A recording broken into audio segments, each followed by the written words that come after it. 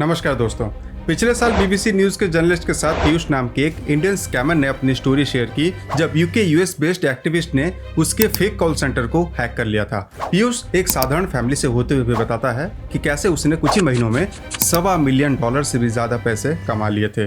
9 साल पहले कॉलेज छोड़ने के बाद पीयूष एक फेक कॉल सेंटर कंपनी के एम्प्लॉय के तौर पे ज्वाइन करता है। वो बताता है कि इतना एजुकेटेड होने के बाद भी उसे कहीं नौकरी नहीं मिल रही थी और इसमें पैसा और इंसेंटिव अच्छे होने के लिए उसने इस स्कैम कॉल सेंटर को ज्वाइन करने का डिसाइड किया। पीयूष एक ऐसी कंपनी में काम करता था जिसका नाम था टेक सपोर्ट स्कैम, जो लोगों के स्क्रीन पर पॉपअप मैसेज भेजते थे, कहते थे कि उनके कंप्यूटर को पोर्नोग्राफिक वायरस या फिर कोई और मैलवेयर का इन्फेक्शन हो गया है और उन्हें एक हेल्पलाइन नंबर मिलता था। जब घबराए हुए कस्टमर्स उस नंबर पे कॉल करते थे, पीयूष और उसके साथी उनसे काफी आसानी से पैसा निकाल लेते थे, एक ऐसी प्रॉब्लम को फिक्स करने के लिए जो असल में एग्जिस्ट नहीं करता था। पीयूष बताता है कि लोगों को धोखा देना एक आर्ट है। वो कहता है कि हम बूढ़े लोगों को टारगेट करते थे और यूएस और यूके में ऐसे बहुत से बूढ़े लोग अकेले रहते हैं जिनकी कोई फैमिली नहीं होती है। वो अकेले होते हैं और विकलांग भी होते हैं, इसलिए उनको स्कैम करना बहुत ज्यादा आसान हो जाता है। वो बताता है कि कैसे एक बार उसने एक औरत से जबरदस्ती उसके आखिरी $100 भी ले लिए थे। वो औरत बहुत रोई थी जब वो पेमेंट कर रही थी, लेकिन अपने टारगेट को पूरा करने के लिए पीयूष को ऐसा करना ही पड़ा। जब पीयूष शुरुआत में था तब $100 का स्कैम करने पर उसको सिर्फ $1.25 ही मिलते थे। फिर पीयूष ने अपने खुद के कॉल सेंटर को शुरू किया। बॉस बनने के तौर पर पीयूष कस्टमर से पैसा निकालने के लिए हमेशा नए नए तरीकों को सोचता रहता था। उसने एक और स्कैमिंग स्कीम के लिए एक स्क्रिप्ट तैयार की जिससे IRS स्कैम कहते हैं। इसमें लोगों को कोल्ड कॉलिंग करते हैं और उन्हें कहते हैं कि अगर वो पहले $180 दे देंगे तब उन्हें हजारों का टैक्स रिफंड भी मिलेगा। अब ये कोल्ड कॉलिंग होता क्या है? दरअसल कोल्ड कॉलिंग में सेल्स पर्सन आमतौर पे अपने कंपनी को, अपने आप को या फिर अपने प्रोडक्ट या सर्विस को कस्टमर से इंट्रोड्यूस करवाता है। मकसद है उस प्रोडक्ट पे या सर्विस इंटरेस्ट पैदा करना, इन्फॉर्मेशन देना और अंत में कस्टमर को कन्विंस करना कि वो उनके प्रोडक्ट को खरीदे या फिर ऐसा कोई एक्शन ले जो सेल्स पर्सन चाहता है। पीयूष बॉस बनने के बाद कुछ लकी मंथ्स में वो $50,000 तक कमाने में लग गया था। लेकिन पीयूष की स्टोरी सिर्फ एक नहीं है।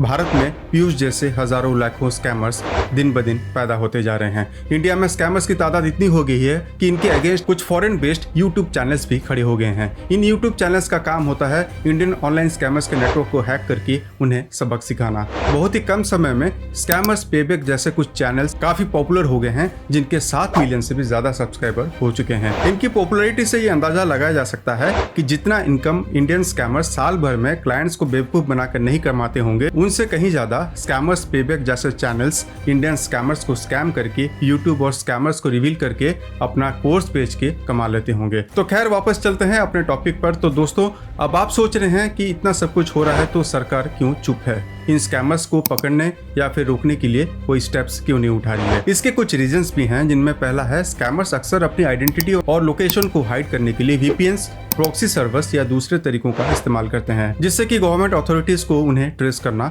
आसान नहीं होता। दूसरा कारण है lack of international jurisdiction. Scammers अक्सर ऐसे देश को निशाना बनाते हैं जिसको टारगेट करना आसान हो, और स्कैमर्स खुद उन देशों से स्कैम्स करते हैं जिनमें साइबर सिक्योरिटी रेगुलेशंस कमजोर होते हैं या लॉ एनफोर्समेंट की कैपेसिटी कमजोर होती है। इससे स्कैमर्स को पकड़ने और उन्हें सजा दिलवाना दोनों ही एक मुश्किल काम हो जाता है। तीसरा कारण है केसेस का वॉल्यूम। हर केस पर फोकस करना और इन्वेस्टिगेशन करने के लिए बहुत सारे रिसोर्सेज की आवश्यकता होती है और एजेंसीज को उन केसेस पर ज्यादा ध्यान देना पड़ता है जो ज्यादा इंपैक्ट वाले हैं या जो बड़े फाइनेंशियल लॉसेस के साथ जुड़ी हुई हैं। चौथा कारण है क्रिप्टो करेंसी ट्रांजैक्शंस। स्कैमर्स अक्सर क्रिप्टो करेंसी का इस्तेमाल करते हैं जो उन्हें एनोनिमिटी प्रोवाइड करती है, जिससे उनको ट्रेस करना लगभग इम्पॉसिबल हो जाता है। पांचवा सबसे बड़ा कारण है लिमिटेड रिसोर्सेज। दोस्तों, लॉ एनफोर्समेंट एजेंसीज को साइबर क्राइम इन्वेस्टिगेशंस के लिए लिमिटेड रिसोर्सेज मिलती हैं। ऑनलाइन स्कैम्स की तेजी से बढ़ने वाले नेचर को हैंडल करने के लिए ऑनगोइंग ट्रेनिंग और टेक्नोलॉजी और पर्सनल में इन्वेस्ट करना बहुत ज्यादा जरूरी है। लेकिन अब ये ऑनलाइन फ्रॉड सिर्फ फॉरेनर्स के साथ ही नहीं, इंडियंस के साथ तेजी से बढ़ता जा रहा है और इसका एक मेन रीजन है इंडियंस के बीच डिजिटल लिटरेसी की कमी। आज से 8 साल पहले इंडिया की टोटल पॉपुलेशन के 15% यूजर ही इंटरनेट एक्सेस कर पाते थे। आज ये परसेंटेज बढ़कर टोटल पॉपुलेशन की लगभग 60% हो गई है। Internet and mobile association of India के अनुसार इंटरनेट एक्सेस करने वाले यूजर्स में से हाफ यूजर्स ऑनलाइन ट्रांजैक्शन का भी इस्तेमाल करते हैं और 2025 तक ये नंबर 900 मिलियन अर्थात 90 करोड़ तक पहुंच जाएगा। इंडियन फाइनेंशियल मिनिस्ट्री की एक रिपोर्ट के अनुसार 2018 से 21 के बीच इंडिया में लगभग 800 करोड़ की साइबर धोखाधड़ी के टोटल 2.5 लाख केसेस मिले हैं, जिनमें से ओनली 64 करोड़ की वसूली हो पाई है और हर साल केसेस की संख्या बढ़ती जा रही है। ऑनलाइन स्कैमिंग अब एक इंडस्ट्री बन गई है और इसका सीधा रीजन है डिजिटल इंडिया के साथ डिजिटल लिटरेसी का ना बढ़ना, जिसके कारण समाज में एक बड़ा वर्ग अभी भी ऑनलाइन फाइनेंशियल ट्रांजैक्शंस के बारे में अनुभवहीन है, जिसके कारण जैसे जैसे इंटरनेट का इस्तेमाल बढ़ रहा है, इसके साथ ही ऑनलाइन स्कैम्स के भी खतरा बढ़ता जा रहा है। ऑनलाइन स्कैमर्स कई तरीके से अपने टारगेट को अंजाम देते हैं, जिनमें से कुछ पॉपुलर तरीकों में पहला है फिशिंग। फिशिंग में स्कैमर्स लोगों को बेवकूफ बनाने के लिए फेक ईमेल या मैसेजेस भेजकर लिंक पर क्लिक करने को कहते हैं या उनसे पर्सनल इन्फॉर्मेशन मांगते हैं। दूसरा है फेक ऑनलाइन शॉपिंग स्कैम। इसमें स्कैमर्स फेक वेबसाइट बनाकर लोगों को ऑफर्स के नाम पर जल्दबाजी में ये सस्ता बताकर पेमेंट करवा के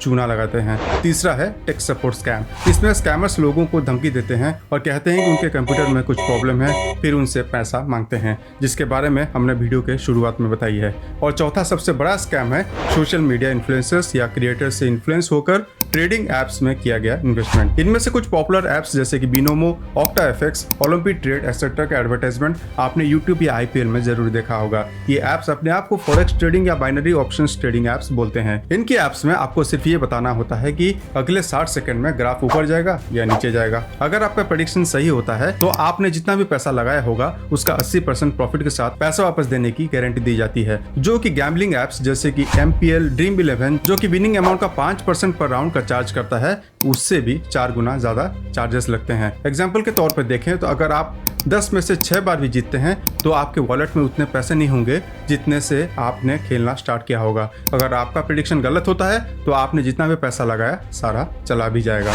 लॉन्ग टर्म में देखें तो आज तक इन गेम्स में कोई भी जीत नहीं पाया, हालांकि ये सारा पैसा कंपनी खुद ले लेती है। लास्ट में अगर आप जीत भी गए हैं तो हाई विड्रॉल लिमिट और विड्रॉल पर एक्स्ट्रा चार्जेस आपके विनिंग अमाउंट का पीछा नहीं छोड़ेगा। और तो और आप इनके ऐप से पूरा पैसा कभी भी नहीं निकाल सकते। हमेशा आपको मिनिमम 10% बैलेंस मेंटेन रखना होता है, जो आपको और अधिक खेलने के लिए मजबूर करता है। फिर भी इन ऐप्स को एक लेजिट ट्रेडिंग प्लेटफॉर्म बोल के इंडिया में बहुत भारी भरकम पैसा इनके प्रमोशन में लगाया जाता है ताकि अधिक से अधिक लोगों को फंसाया जा सके। लेकिन कुछ देश जैसे कि पाकिस्तान और इंडोनेशिया ने इन ऐप्स को बैन कर रखा है, बट थैंक्स टू RBI जिसने इन स्कैम्स को रोकने के लिए ऐप्स में पैसा लगाने से सख्त मना किया है। दोस्तों, अगर आपको कोई ऐप्स या कोई भी वेबसाइट ऑफर्स दे रहा है जो ज़्यादा गुड टू बी ट्रू लगता है या फिर किसी अननोन वेबसाइट पे आपको अपना पर्सनल डिटेल्स मांगा जा रहा है तो थोड़ा सा सावधान रहें। कभी भी अपने पर्सनल इन्फॉर्मेशन को शेयर करने से पहले साइट की ऑथेंटिसिटी चेक करें और रिव्यूज पढ़ें और कभी भी किसी इन्फ्लुएंसर से इन्फ्लुएंस होकर कोई भी ऐप्स डाउनलोड ना करें। इस वीडियो को अपने फैमिली एंड फ्रेंड्स के साथ शेयर कर सकते हैं ताकि वो भी सतर्क हो जाएं। तो मिलते हैं ऐसी ही एक अगली वीडियो में, तब तक के लिए नमस्कार।